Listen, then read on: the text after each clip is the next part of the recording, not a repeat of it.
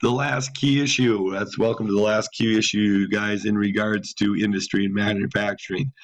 Key issue 4 stems around the fact that situation and site factors. Why are they changing? We talked about that they are changing. Now we in key issue 2 are near the end of key issue 2. Now we want to look at a little bit closer. Why are situation and site factors changing? There's got to be a reason for why we're seeing a change in site and situation factors within industry and manufacturing. There's 3 areas of concentration that's going to show this, you guys, or 3 areas that we want to go over in key issue 4 that is going to demonstrate why we're seeing these changes take place. The first thing we got to identify is that there's going to be changes within developed regions. We'll talk about this more specifically, but we're really looking at Europe and the United States. For example, in Europe, most of the traditional developed regions of Europe were the northern and western portions of Europe. That's where the majority of industries took place. That's going to change, you guys, okay? Now we're seeing more of a shift to the southern and eastern. We're going to talk about why that change is taking place.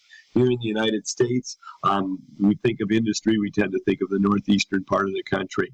Again, we're going to show a shift between the south and southern regions and western regions are going to see in economic boom in industry, whereas we're going to see the northeastern part of the country start to drop off in regards to the amount of industry that it's responsible for or has had in the past. And again, we're going to explain why. Last but not least, we're going to talk about traditional industrial regions. We're going to see a renewed interest in traditional industrial regions. We're really going to focus on the United States here, and we're going to talk about why industries are once again starting to reappear here in the United States, even though they're starting to go in other areas of the world. So those are the 3 things that we're going to look at. Starting with the changes in developed regions, just put down that manufacturing has really shifted, you guys, in distribution throughout North America and Europe. Okay, so manufacturing has we've really seen quite a change throughout North America and Europe. We'll start with North America, but really we're focusing on the United States here. Just put down in regards to the United States that we see, and I mentioned this already, that more and more manufacturers are moving to the southern and western part of the country. They're moving out of the Northeast, or they're starting up shops, you guys, in the southern and western part of the country. Some stats and facts that can quickly back up this claim or show that this is indeed what is happening. Starting with the bad for the Northeast, they have lost in the past 60 years. Okay, so it was a study done from 1950 to 2010. In the past 60 years, the Northeast has lost 6 million manufacturing jobs. Okay, so there's 6 million manufacturing jobs less in the past 60 years. And so that's showing you, again, quite a decrease in industry and manufacturing, especially in the states of New York and Texas. They were the 2 hardest hit states in the Northeast that have seen a great amount of industrial jobs be reduced within their state boundaries. The South and West saw 2 million more jobs. So this is going to be the positive side of things with southern and western. 2 million more manufacturing within a 60-year span. So again, the same study from 1950 to 2010, we saw actually an increase of 2 million more manufacturing jobs within these 2 regions. Texas and California were the 2 states who benefited the most from this basically change shift in site in the country. Texas and California are going to be the 2 states who benefited the most from this shift in the distribution of industries.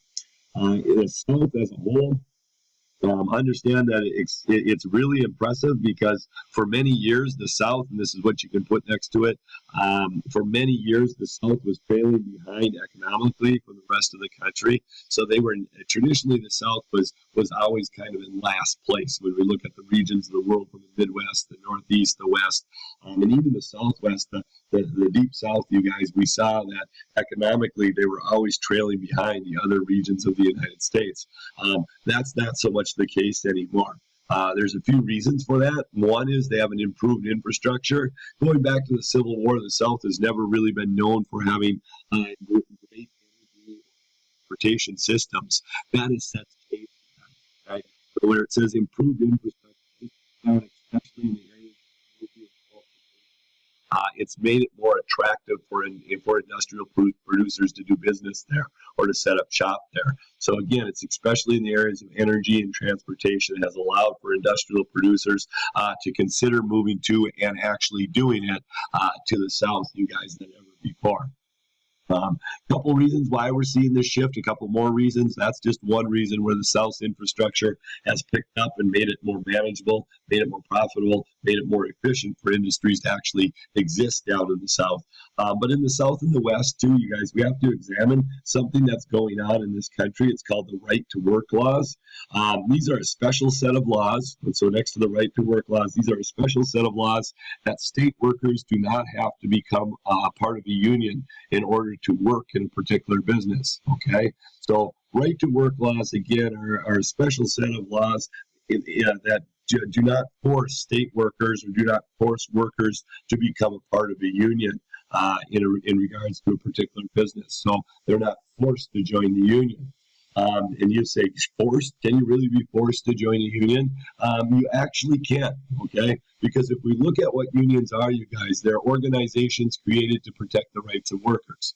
That's the purpose of a union. So the thought process of a union is actually pretty important because they exist purely to protect the rights of workers. Again, when we talk about protecting the rights of workers, it can involve safety, it can involve the amount and time of work, in some cases the style of work, but in most cases, you guys, it usually is dealing with negotiating fair contract or fair wages for their union members. But again, unions are organizations created to protect the rights of workers, especially in the area. Basically, what we say is that when a union exists for workers, they have the right to collective bargain on behalf of the workers. So when we talk about collective bargaining, this is essentially what this means. It's the ability or the legal right for a union to represent its workers. Okay, so when we talk about collective bargaining, this is the legal right for a union to represent its workers. So when we look at right to work laws now,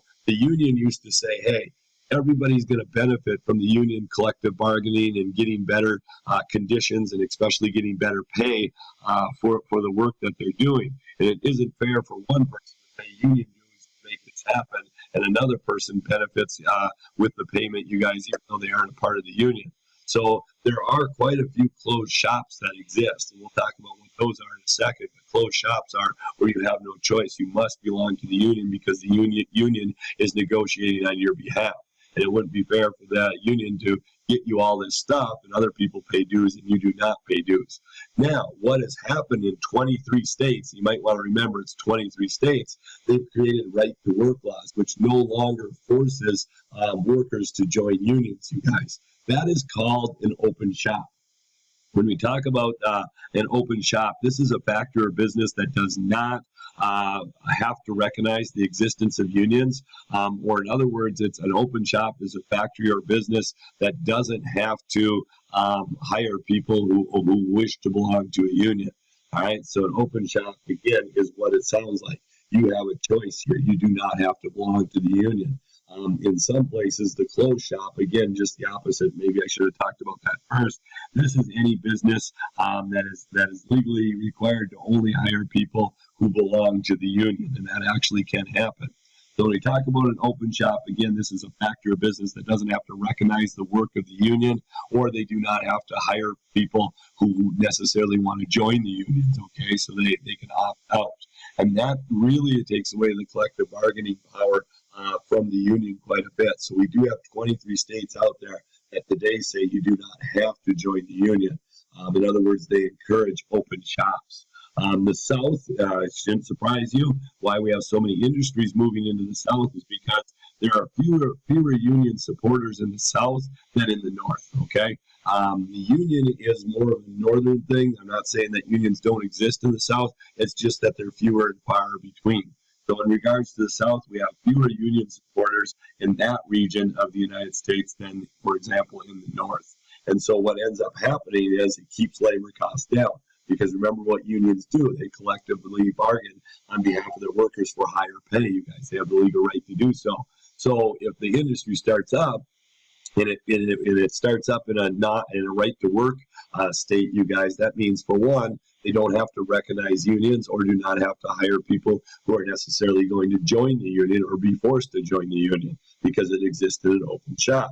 As I've been saying over and over, a closed shop is any business whose workers must belong to the union. To be quite honest with you, when I was in Minnesota, I had to belong to the MEA, the Minnesota Education Association. I had to belong to that union. They took money out of my check, and I had no say in that matter, simply because that. Here in North Dakota, that's actually different. Okay, I have the option to belong to the union or not, and I can decide if I wish to partake in the union and the process in which they operate or not. Okay, so it's a little bit different between as you cross the river right here, and it's a perfect example of what an open shop is versus a closed shop, or a state that has right to work laws versus a state that does not have right to work laws, or a state that has a union that's really powerful and really can influence the collective bargaining process versus a union that has less power and doesn't get as involved in the collective bargaining process. So we take a look at that. In the South, you guys, as we talked about before, and even the West, again, people they're taking advantage of these right to work laws. Industries are, especially the textile industry. All right, the textile industry was probably the first major industry or type of industry to take advantage of the right to work laws. That's in your notes right there. The first major industry to take advantage of the right to work laws. Now, over in Europe. Okay, as I talked, so again, this is why in the United States we began to see industries leaving that traditional Northeast territory and heading more towards the Deep South or to the West. Again, you guys, is because they were able to keep their labor costs down because they didn't have a powerful union that was driving the wages of workers up. Again, how you feel about that politically is one thing, but that's the facts to the case, looking at it from a human geography perspective, where we're just calling it like it is. Over in Europe, all you really need to put down is manufacturing really moved from the traditional areas of Northwest Europe to the regions of Southern and Eastern Europe. So we saw a shift in industry to the south and to the eastern portions of Europe is all you need to put down. A shift, again, you guys looking at that in regards to a shift to the south and the eastern portion of the continent in regards to where we see our industries developing today.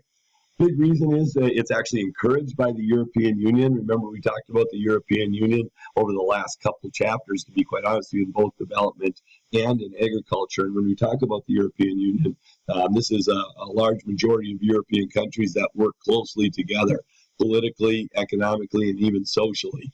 So we're really seeing that starting to exist. The European Union really encouraged the movement of these industries to take place from the south to the east. And there's a couple reasons for that, okay? One, they wanted to assist the convergence regions. That sounds complicated. It's really not. What the convergence regions are, you guys, these are the countries of Europe whose economies were lagging behind the other countries of Europe. So these are countries of Europe whose economies weren't quite up to par with many of the other European nations at that time. And so to give to give those European Union members a chance, they started to encourage and started to subsidize and offer benefits, you guys, to industries willing to start in those particular countries. This is one of the reasons why Spain is going to develop. And I know that when we were going over your key issue packet the other day, we talked about Spain really saw a turnaround in their industry and manufacturing, especially around the late 20th century. And this would be one of those reasons why, because they were lagging behind, and the European Union stepped in and said, listen, we've got to establish industry here, just like we already have industry in France and Germany, etc. Now, Spain, as I mentioned, and the next piece is because of competitive and employment regions. In other words, you guys, they found certain parts of the North and the West was already quite competitive in the industrial world, you guys, competitive in regards to the products they had, competitive in regards, and that's why it says employment regions, competitive in the number of laborers who had a job as well. So we look at two things here. The convergence regions were the economies that were lacking behind. The competitive and employment regions were the economies that were slightly ahead, and if anything, were heading towards overproduction or already had a necessary labor field ready to go, you guys. So they wanted to try to transfer some of this economic success to other parts of Europe. Spain benefited from this, as I talked about before. They experienced rapid growth and tremendous economic success. Since 1986, we've really seen Spain take off, you guys, economically speaking. And one of the reasons is because of what we just told you, new industries starting in that region, encouraged to happen by the EU, because Spain was a little bit more isolated and it was further from the markets. And so it wasn't given that opportunity. And that's where the site and situation kicks in. Today, Spain is the #2 car manufacturer in Europe, you guys. Only Germany produces more cars than Spain does, and Germany is years ahead of Spain in regards to that field of industry. Spain has been hurt, just like many other countries have, from the most recent recession. Remember, Europe has been going through a series of recessions, you guys. Whenever we talk about a recession, we're talking about a sharp decline in the economy, and that is kind of stunted or slowed the economy or economic growth in Spain, just like it has for other countries. But still, Spain has really come a long way in a short period of time, and they really have the European Union to thank for that.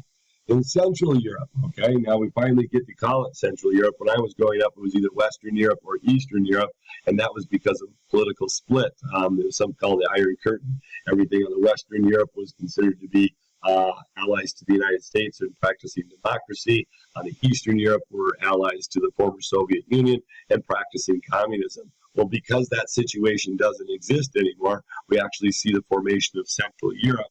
And in regards to Central Europe, what you can put down is it provided a great, it's perfect for site and situation, industry. So next to Central Europe, put down that it's a perfect, it's perfect for site and situation in regards to European industry. All right. If you think about why, and I give you the 2 reasons why here in a second, but it's perfect again, you guys, when considering site and situation for European industry. The first is because of labor. The workers here are willing to work for a cheaper wage than in other parts of Europe, so you're lowering the labor cost, which again creates a greater difference between cost and revenue, which leads to increased profits, which we've talked about before. So next to labor, it's cheaper than the rest of Europe. But still skilled labor exists, okay? So if you go further away from then you say, well, why don't they just leave Europe altogether then if they're looking for lower labor costs? It's because they can still have the advantage of having skilled workers, but they can pay those skilled workers at a reduced cost, than in other parts of Europe, like the western part of Europe, for example. Proximity, this one's also very important because it's very close to the wealthier markets of Western Europe. So you can make the products in Central Europe, once again, you guys, which is lower labor cost, which means then you still have a high revenue because you're close enough to sell these products to Western European countries that can afford it. So because of labor and proximity, Central Europe has really started to see a steady climb in the amount of industries and manufacturing plants located within their region. So that's a shift or a change, you guys. Again, Europe is one of the 3 first industrial regions, but we're seeing industries pop up in a different part of Europe because of what we just talked about with labor and proximity. Emerging industrial regions.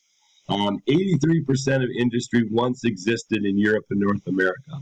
So write that down. We talk about emerging industrial regions. Don't need to write this piece down, but we're talking about industrial regions that are going to be created, okay? That go outside the big 3 of North America, Europe, and Asia. So in emerging industrial regions, you guys, 83% of industry was once taken. 83% of industry once existed in Europe and North America. So out of all the industry that we've had in the world, 83% of all industry once existed in only North America and Europe. That's what you can put down. Today, that number is far less. Only 25% of industry is found in Europe and North America today. Right? In the old school traditional places, only 25% of industry is found in Europe and North America today. The cause Now, what I've already talked about it a couple times in key section 2, and I just got done talking about it again.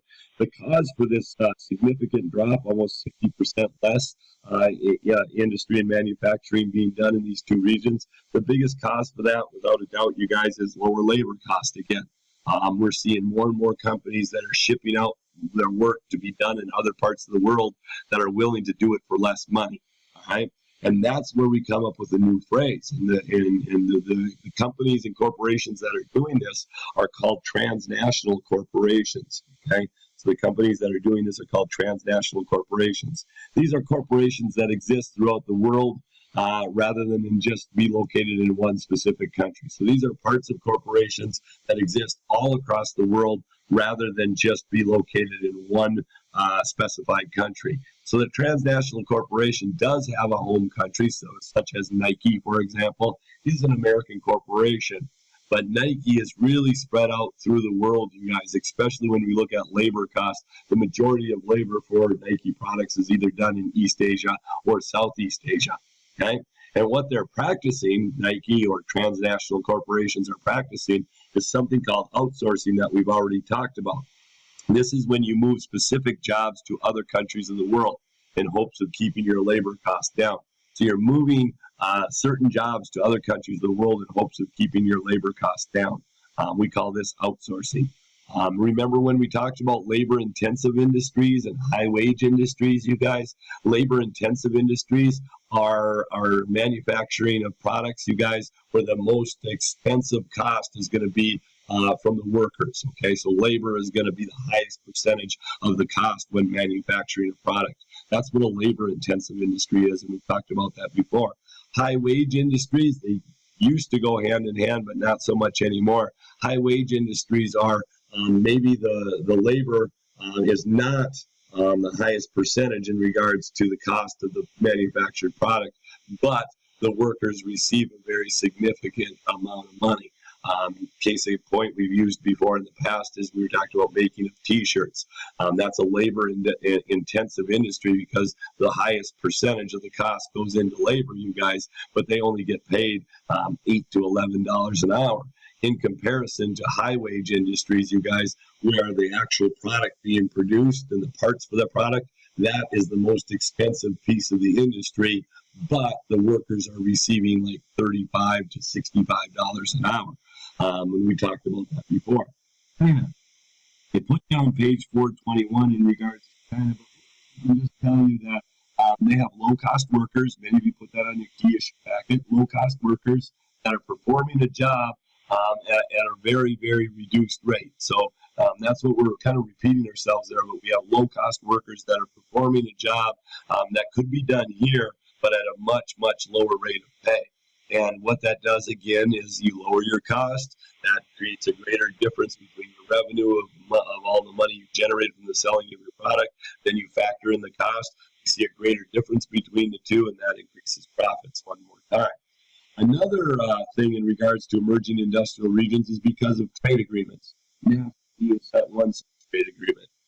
NAFTA, you can put down is basically is a trade agreement among the countries of the United States, Mexico, and Canada. So this is a trade agreement among the countries of the United States, Mexico, and Canada. The biggest part of this trade agreement is that they said there's no tariffs. Tariffs are taxes placed on all imported goods. So if the United States wanted to sell something in Mexico back in the day, you guys, they would have to pay a special tax in order to just get that product sold there. Not anymore. Now you do no longer have that. So there is no tariffs or there are no taxes on any imported goods. As a result of this, Mexico has attracted many high-intensive industries due to its low cost of workers and proximity to the U.S. market. So Mexico has benefited in some extent, you guys, to NAFTA because industries are going to be built just south of the United States on the Mexican side of the border. It does a couple different things for Mexico, okay? One, Mexico has a large amount of population that actually wants to do work. So we see people from Mexico going and working in these factories that are found in Mexico because, again, the United States corporations found a way in which they can save money. So NAFTA, again, no tariffs for Mexico. It just put down that it attracts many high-intensive industries due to its low cost of workers and its proximity to the United States. So you have a lot of people that are willing to work.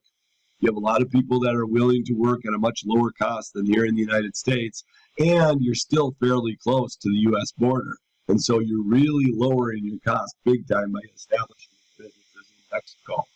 These Mexican guys near the U.S. border, we're seeing these maquiladoras, you guys. Maquiladoras sound, again, just a Spanish word, and what it really is it's Mexican factories, you guys, near the U.S. border, okay? So it's Mexican factories near the U.S. border. So essentially what's happening in these maquiladoras is you're seeing that they go across, they're established just outside the United States, so they're still fairly close for the transportation of their finished product to the U.S. market, which is good. It crosses the border where you have laborers who are willing to work for less. And oftentimes, you guys, due to the NAFTA regulations, they received a further or additional tax break here because they're willing to start up industries to help out the people of Mexico. So American corporations really benefit here, you guys, in many different ways. They don't lose they don't have to go all the way across the oceans, you guys, to find people willing to work for less. So they're going to lower their labor cost. They're going to receive a tax break according to the rules of NAFTA. And so that's going to lower some of their tax costs, which is going to lower their overall cost. That's another piece right there. And yet they're still very, very close to a primary market here in the United States. So these maquiladoras, is really going to benefit the American corporations along with the Mexican people as well. When we take a look at the stat here, 1 million Mexican workers are employed within 3,000 maquiladoras. Okay, so 1 million Mexicans have received jobs through this concept that we're talking about right here. Now, nothing's perfect. Okay, NAFTA has its issues. Some people believe that it favors the United States too much. Some people believe that it creates a greater sense of spatial inequality in the United States, where it benefits the haves, but it hurts the people who are classified in the have-not category. So there's a lot of issues, okay? One issue is the loss of American jobs, okay? It's an American corporation. However, it's located in Mexico, hiring Mexican workers who are willing to work for less. There's also the environmental issues that we have to look at. In the maquiladora, they do not have to follow, for example, the Clean Air Act. All right, so in developing countries have looser pollution standards than developed countries, and we mentioned that in the last key issue. So developing countries have looser or less pollution laws, you guys, than developed countries do. Mexico still is not benefiting all that great either, because what happens is they're seeing the huge savings that they got while bringing people over to Mexico to work in there for lower wages. Well, outside of Mexico, there's different areas of the world, such as India, and with improved transportation and communication, India and China are starting to take some of these jobs that used to go to Mexico because they're willing to work for even less. For example, in the United States, the worker wants about $25 to $30 an hour for doing some sort of industrial work. Over in Mexico, they say they're willing to work for $6 an hour, but India and China chime in saying they're willing to work, their workers are willing to work for $1 an hour. So again, they're basically, there's a bidding war amongst the workers going on, which is creating that facial inequality gap one more time. Okay. Continuing on with emerging industrial regions, or new industrial regions that are starting to gain power, you guys are starting to get a foothold on the economic global economy of the world. There's an acronym out there called BRIC, okay? When we talk about BRIC, they're referring to Brazil, Russia, India, and China. So when we talk about BRIC, they're referring to Brazil, Russia, India, and China as ever-emerging economic powers. And so, again, Brazil, Russia, India, and China are ever-emerging economic powers in the area of global manufacturing. We're starting to see these four countries. Some people say South Africa is a part of that, but they're a little bit smaller economically speaking. and not quite as dominant in the factors of production. So your textbook with Rubenstein tends to leave them out. But we're referring to Brazil, Russia, India, and China in regards to their growing economic power within global manufacturing. One of the reasons why these ones are growing so much is because they have a really strong hold on the factors of production. Remember, we've talked about the economic factors of production before, which deals with land.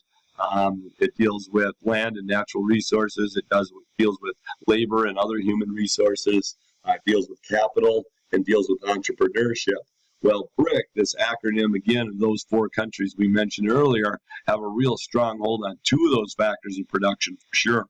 In regards to land, those 4 countries hold 1/4 of the world's land area combined. So next to land, you can put 1/4 of the world's land area combined amongst those 4 major countries. In regards to labor, you guys, there's 3 billion people out of a 7 billion population on this earth.